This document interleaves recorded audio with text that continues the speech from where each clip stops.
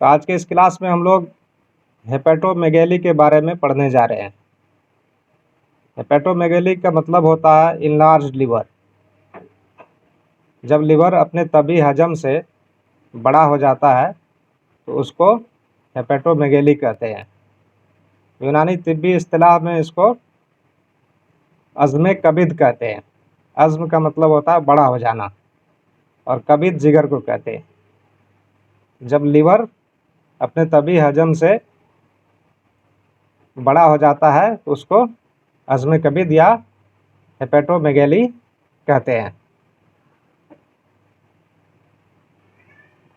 बच्चों में जो है लिवर नॉर्मल होने के बावजूद पाल्पेबल होता है। उसको इम्तिहान बिल लम्स में पाल्पेशन के ज़रिए से पाल्पेट करने पे लिवर महसूस होता है। जबकि बड़े लोग जो होते हैं, जो उम्र दराज होते हैं या नौजवान होते हैं, उनका लिवर तभी तौर पर जो है पाल्पेबल नहीं होता है। जब उसमें मुख्तलिफ़ असबाब की बुनियाद पर मुख्तलिफ़ अमराज के नतीजे में जब इनलार्जमेंट होता है तभी वो पाल्पेबल होता है। तो लिवर के बढ़ जाने के मुख्तलिफ़ असबाब हैं, जिसमें मुख्तलिफ़ किस्म के तादिए हैं या लिवर के अंदर इम्तिलाई कैफियत पैदा हो जाए या मजरा सफरावी के अंदर रुकावट पैदा हो जाए, ऑब्स्ट्रक्शन पैदा हो जाए। इसी तरह से डिजेनरेटिव या इन्फिल्ट्रेटिव डिजीज़ेज़ हैं, उन अमराज की मौजूदगी में भी लीवर के अंदर अज़्म पैदा हो जाता है। या मुख्तलिफ़ अद्विया के इस्तेमाल के दौरान जब उसके सम्मी असरात हेपेटोटॉक्सिक इफ़ेक्ट लीवर पर पड़ते हैं तो उसके नतीजे में भी लीवर जो है बड़ा हो जाता है, अपने तभी या नॉर्मल साइज़ से ज़्यादा बड़ा हो जाता है। तो आइए देखें कि वो कौन-कौन से असबाब हैं जिनके नतीजे में हेपेटोमेगैली हुआ करता है, कब्ज़ के अंदर अज़्म लाइक हो जाता है। अगर हम लोग इन्फेक्टिव काजेज़ की बात करें तो मुख्तलिफ़ किस्म के बैक्टीरियल, वायरल, फंगल, प्रोटोज़ोअल इन्फेक्शन के नतीजे में लीवर बड़ा हो जाता है। मिसाल के तौर पर एमोबियासिस है, बैक्टीरियल इन्फेक्शन में साल्मोनेला टाइफाई है, माइकोबैक्टीरियम ट्यूबरकुलोसिस है। इस वायरल काजेज़ को अगर देखें तो इन्फेक्टिव हेपेटाइटिस जो है, जो वायरल हेपेटाइटिस हैं ए, बी, सी, डी, ई, डी, जी, ये सारे वायरस जब इनका तादिया लीवर में होता है तो लीवर बढ़ जाता है। इस तरह से इन्फेक्शियस मोनोन्यूक्लियोसिस है, सिफिलिस है, विल्स डिजीज़ है, मलेरिया है, कालाजार है। इन अमराज की मौजूदगी में लीवर तभी से ज़्यादा बड़ा होता है। कंजेस्टिव काजेज़ की अगर हम लोग बात करें, इम्तिलाए उरूक के नतीजे में लीवर के अंदर अज़्म लाइक हो जाता है। तो उसमें बाज़ अमराज कल्ब हैं, उनकी मौजूदगी में भी इस तरह हुआ करता है, जैसे कार्डिक फेल्योर है, सुकूत कल्ब, इम्तिलाई, congestive heart failure, cardiomyopathy, constrictive pericarditis और बर्ड चेरी सिंड्रोम। इन अमराज के नतीजे में उरूक दमविया के अंदर इम्तिलाई कैफियत पैदा हो जाती है, कंजेशन पैदा हो जाता है और इस तरह से लीवर जो है बड़ा हो जाता है। सिरोसिस भी अज़्म कब्ज़ का एक सबब, लेकिन सिरोसिस की इब्तिदा में लीवर बढ़ता है। अदरवाइज़ सिरोसिस जब मुज़मिन होता है उस वक्त लीवर सिकुड़ करके छोटा हो जाता है। इसी तरह से जो मजरा सफरावी है, उनके अमराज में भी लीवर बड़ा हो जाता है। जैसे बिलियरी ट्रैक्ट है उसके अंदर अगर कैल्कुलाई हो जाए, स्टोन का फॉर्मेशन हो जाए या उसके अंदर स्ट्रक्चर बन जाए, तो इन असबाब के नतीजे में लीवर में अज़्म लाइक हो जाता है। डिजेनरेटिव और इन्फिल्ट्रेटिव डिजीजेज की अगर हम लोग बात करें तो उसमें जो फैटी लीवर है या हॉजकिंस डिजीज़ है, ल्यूकीमिया है, मल्टीपल माइलोमा है, अमाइलोइडोसिस है, इन अमराज की मौजूदगी में भी लीवर के अंदर इनलार्जमेंट हो जाता है। इसके अलावा जब लीवर के अंदर सलाद पैदा हो जाते हैं, ट्यूमर्स बन जाते हैं, चाहे वो प्राइमरी हो या सेकेंडरी हो, सरतान के नतीजे में हो, तो उस वक्त भी लीवर बढ़ा हुआ होता है। और बाज़ अशिया जिनके सम्मी असरात लीवर पर मुरतब होते हैं, मिसाल के तौर पर आर्सेनिक है, फास्फोरस है, अल्कोहल है या क्लोरप्रोमाज़ाइन है, इन अद्विया और अशिया के इस्तेमाल से भी लीवर के अंदर अज़्म पैदा हो जाता है। अब मैं उन असबाब का ज़िक्र कर रहा हूँ जिनकी मौजूदगी में लीवर बड़ा तो होता ही है, उसके साथ साथ जब उसको पाल्पेट करते हैं तो टेंडर होता है, लीवर दर्द होता है, लीवर के मकाम पर लीवर को छूने पे दर्द भी होता है। तो पेनफुल लीवर के साथ साथ हेपेटोमेगैली भी हो तो उसके असबाब क्या क्या हैं? Viral hepatitis.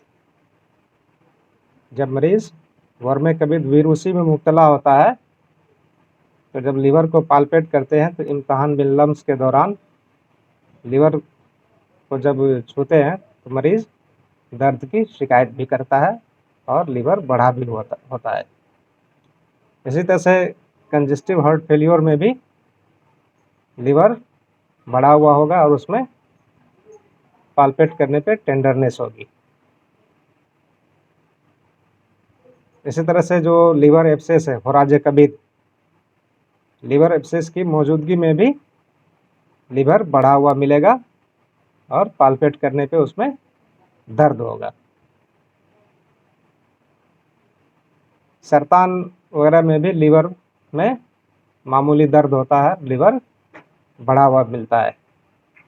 एमोबियोसिस, हेपेटिक एमोबियोसिस वगैरह में भी लीवर में पाल्पेट करने पे टेंडर लीवर होता है और लीवर बढ़ा हुआ मिलता है। तो इस तरह से ये वो असबाब हैं जिनकी मौजूदगी में टेंडर लीवर के साथ साथ इनलार्ज लीवर भी मिला करता है। अब मैं डिफरेंशियल डायग्नोसिस की बात कर रहा हूँ, तशख़ीस फ़ारिक़ा कि वो कौन कौन से अमराज हैं जिनसे हमें डिफरेंशियल डायग्नोसिस करनी चाहिए ताकि सही नतीजे पर पहुंच करके मर्ज़ की तशख़ीस हो सके। तो वायरल हेपेटाइटिस की मैं बात कर रहा हूँ क्योंकि सबसे ज़्यादा कॉमन डिजीज़ है, ये मर्ज़ आमतौर पर पाया जाता है। तो वायरल हेपेटाइटिस, वायरल इन्फेक्शन के नतीजे में जब लीवर के अंदर इन्फ्लामेशन होता है तो उस वक्त भी लीवर को जब छूते हैं, इम्तिहान बिन लम्स में पाल्पेट करते हैं तो लीवर में दर्द होता है और लीवर बढ़ा हुआ होता है। तो प्रोड्रोमल सिम्टम के तौर पर अगर वायरल हेपेटाइटिस में की वजह से लीवर बढ़ा हुआ है तो प्रोड्रोमल सिम्टम के तौर पर क्या मिलता है? जो गैस्ट्रोइंटेस्टाइनल सिम्टम्स हैं उसमें मरीज़ मुब्तला होता है, जैसे भूख खत्म हो जाती है, एनोरेक्सिया की शिकायत मरीज़ क्या करता है, एब्डोमिनल डिस्कम्फर्ट वगैरह की शिकायत होती है और मरीज़ बुखार की भी शिकायत करता है। इसके साथ साथ आज़ा शिकनी भी होती है, माइलेज। और मरीज़ का जो बॉल है उसकी रंगत किस तरह से होती है? जर्द। बॉल अस्फर, यानी यरकान बिलिरुबिन जब खून के ज़रिए से यूरिन में शामिल होने लगता है तो बॉल की रंगत भी तब्दील हो जाती है, तो बॉल का रंग भी जर्द हो जाता है। इसी तरह से 3-4 दिन के बाद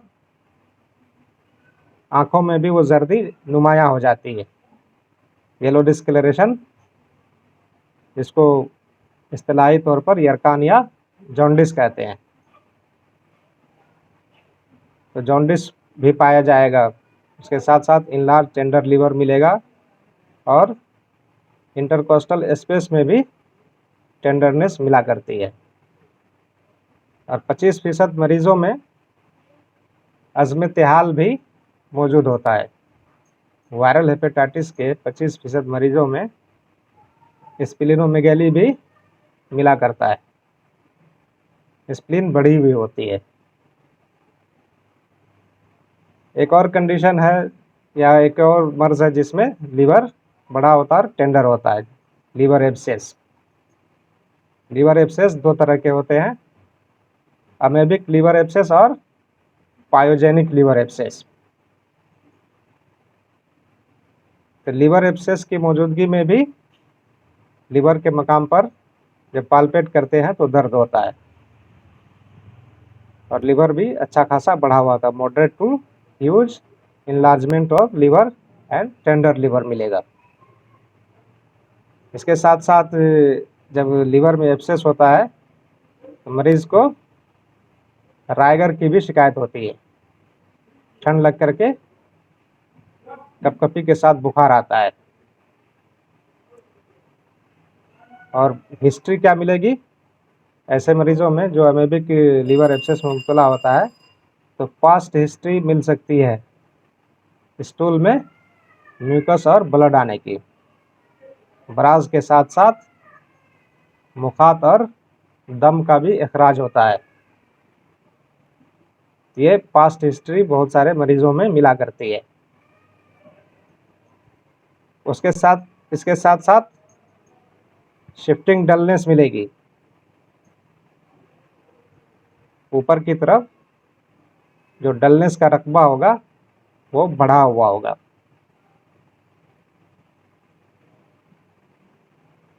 नॉर्मली जो है लीवर की जो डलनेस होती है वो 5th स्पेस में मिड क्लेविकुलर लाइन में मिला करती है, लेकिन जब मरीज़ लीवर एब्सेस में मुब्तला होता है तो 3rd या 4th स्पेस में लीवर डलनेस पाई जाती है। और जब इन्वेस्टिगेशन वगैरह कराएंगे, ब्लड की जांच कराएंगे, तफ्तीशात कराएंगे तो ल्यूकोसाइटोसिस होगी, कुर्रियात बैज़ा की तादाद बहुत ज़्यादा बढ़ी हुई होती है। और जब अगर डायफ्राग्म का अगर मुआयना करेंगे तनफ़ुस के दौरान तो उसके अंदर जो है हरकत कम हुआ करती है, डिमिनिश्ड मूवमेंट ऑफ डायफ्राग्म। और जब पस को एस्पायरेट करके देखते हैं तो पस का कलर कैसा होता है? एंकोवी सॉस, ठीक है। और पस कल्चर वगैरह कराते हैं तो उसमें ट्रोफोजोइट वगैरह मौजूद होते हैं। पायोजेनिक लीवर के जब पायोजेनिक लीवर एब्सेस है तो उसमें दूसरी अलामतें और निशानियां मिला करती हैं। उसमें सेप्टिसीमिया की निशानियां क्या-क्या मिलती हैं? मरीज़ जो है हुम्मा हाद्दा में मुब्तला होता है, हाई फीवर विथ राइगर। उसके साथ-साथ बुखार जो है कँपकँपी के साथ बुखार आता है, ठंड लग के बुखार आता है और पसीने का भी बहुत ज़्यादा इखराज हुआ करता है, प्रोफ्यूज़ स्वेटिंग, पसीना बकसरत निकलता है और मरीज़ को ठंड लग करके बुखार आता है। इसके साथ-साथ मरीज़ जो है फ़क्रुद्दम में मुब्तला होगा, एनीमिक होगा, टैकीकार्डिया मिलेगी, और जब खून वगैरह की जांच कराते हैं तो उसमें कुरैयात बेज़ा की तादाद बहुत ज़्यादा बढ़ी हुई होती है, ल्यूकोसाइटोसिस। और जब ब्लड का कल्चर कराते हैं तो जिस बैक्टीरिया की वजह से इन्फेक्शन हुआ है वो ब्लड कल्चर में पॉजिटिव आता है।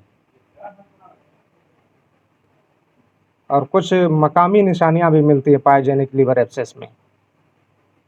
लोकल साइन क्या मिलेगा? मरीज राइट हाइपोकोंड्रिक रीजन में दर्द की शिकायत करता है और जब पाल्पेट करते हैं तो टेंडरनेस मौजूद होती है, स्वेलिंग भी मौजूद होती है, एडिमा मौजूद होगा। और जो राइट इंटरकोस्टल स्पेस है उसमें भी रेडनेस मिल सकती है, रेडनेस हुआ करती है। तो ये सब लोकल साइन है। लीवर जो है काफ़ी बढ़ा हुआ होता है और छूने पे उसमें दर्द होता है। और शिफ्टिंग ऑफ लीवर डलनेस होगी, यानी ऊपर की तरफ डलनेस का मकाम जो है बढ़ा हुआ होगा, जिसका जिक्र अभी मैंने किया कि नॉर्मली जो है 5th इंटरकोस्टल स्पेस में मिड क्लेविकुलर लाइन में डलनेस पाई जाती है। लेकिन जब लीवर बढ़ जाता है एब्सेस के नतीजे में तो 3rd या 4th इंटरकोस्टल स्पेस में लीवर डलनेस मिला करती है। इसी तरह से एक और सबब है मलेरिया, हुम्मा एजामिया। इसके नतीजे में भी लीवर के अंदर अज़्म पैदा हो जाता है, अज़्म कबीद लायक हो जाता है। मलेरिया में अगर कोई मुब्तला होता है तो मलेरिया बुखार के फीचर क्या है? क्लिनिकल फीचर ठंड और कपकपी के साथ मरीज को बुखार आता है, fever with chill and rigors. और जब बुखार उतरता है तो पसीने के साथ उतरता है, पसीना आता है और फिर बुखार उतर जाता है। और बुखार का जो दौरा है, अगर प्लाज्मोडियम मलेरियाई की वजह से बुखार में मुबतला हुआ मरीज़ तो 72 घंटे के वक्फे से बुखार आता है। और दूसरे पैरासाइट के नतीजे में बुखार में मुबतला हुआ है तो 48 घंटे के बाद बुखार आया करता है। और मलेरिया में स्प्लीन भी बढ़ा हुआ होता है, mild to massive enlargement of spleen. और इसके साथ साथ लीवर भी, यानी हेपेटोस्प्लिनोमेगेली, लीवर और स्प्लीन दोनों बढ़े हुए होते हैं। अब मरीज़ जो है एनीमिक भी होता है, अगर ब्लड का डिस्ट्रक्शन वगैरह होने लगे तो मरीज़ एनीमिया में भी मुबतला हो जाता है। और जब खून की जांच कराते हैं तो उसमें मलेरियल पैरासाइट पॉजिटिव पाए जाते हैं। तो इस तरह से हम लोग मुख्तलिफ़ अमराज के तफरीकी नुकात को, डायग्नोस्टिक डिफरेंशियल पॉइंट को जहन में रख करके अज़्म कबीद को रूल आउट कर सकते हैं। लिवर में इनलार्जमेंट किस वजह से हुआ है उसका पता लगा सकते हैं। अज़्म कबीद जो है या हेपेटोमेगेली ये बज़ाते खुद कोई डिजीज़ नहीं है, कोई मर्ज़ नहीं है, बल्कि मुख्तलिफ़ असबाब और मुख्तलिफ़ अमराज के नतीजे में लीवर बड़ा होता है, लीवर बढ़ जाता है। चंद अमराज का जिक्र मैंने अभी, इस तरह कालाजार भी है, कालाजार में भी लीवर बढ़ जाया करता है। कालाजार में मुस्तकिल बुखार आते रहता है, मरीज लंबे वक्फे से बुखार में मुब्तला रहता है और स्प्लीन भी इसमें बढ़ जाती है, हेपेटो स्प्लिनोमेगेली पाई जाएगी है। मरीज़ फ़क्रुद्दम में मुब्तला होगा, एनीमिया में, उसका वज़न कम हो जाता है और जिल्द की रंगत जो है स्याही माइल हो जाती है, डार्क पिगमेंटेड स्किन। और जब खून की जांच कराते हैं तो उसमें कालाजार जिस वजह से होता है वो उसका पता चल जाता है। लिशमैनिया डोनोवेनी मौजूद पाए जाते हैं। तो इस तरह से मुख्तलिफ़ अमराज के तफरीकी नुकात को मद्देनज़र रखते हुए मुख्तलिफ़ अमराज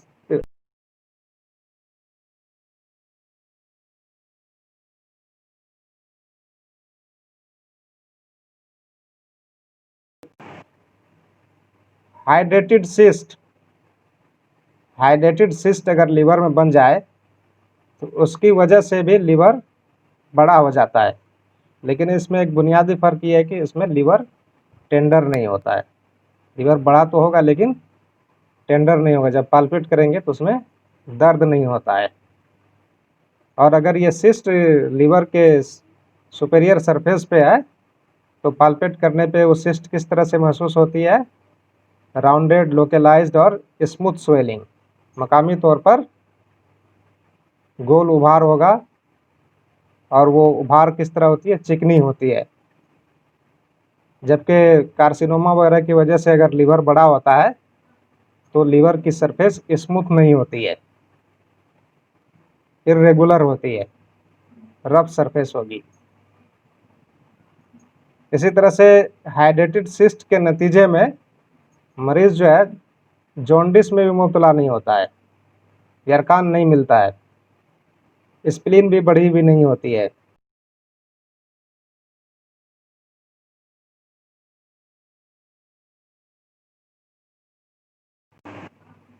जब ये सिस्ट बहुत ज़्यादा बड़ा होता है तो उसमें हाइड्रेटेड थ्रिल भी महसूस होती है, क्योंकि फ्लूइड उसमें भरी हुई होती है।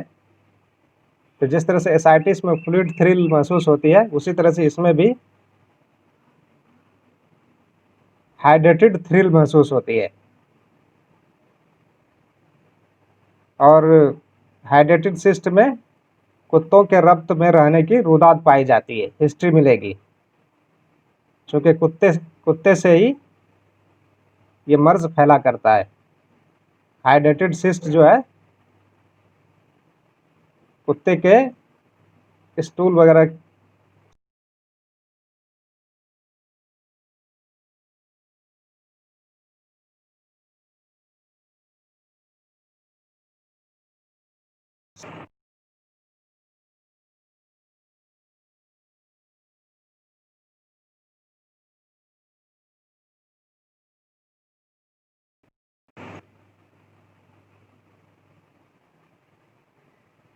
हाइड्रेटेड सिस्ट की वजह से जब डाइट किसी तरह से कंटामिनेटेड हो जाए इस कुत्ते के ब्राज की वजह से, तो वहीं से ये एकाइनोकोकस जो है फैलता है और इंसान के